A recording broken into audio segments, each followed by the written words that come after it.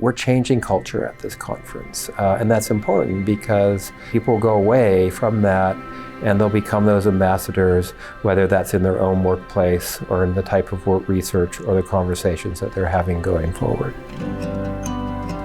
Alberta Construction Safety Association pulling this together to have people coming and talking about this. And like Mike said, I haven't seen such a large gathering of one industry getting together, utilizing the Safe Work Association and having those conversations and spilling it out into the community, into what you do. And as you care about your people and as this is going on, creating that movement, those employers that are not there yet, they will be pulled along as the movement happens.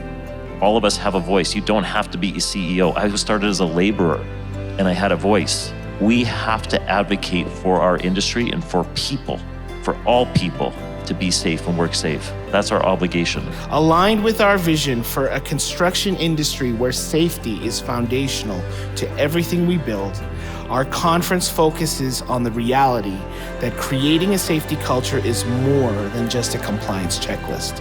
It's about building an environment that attracts and nurtures talent, and every worker is valued, protected, and equipped to contribute to their growth and the growth of our industry.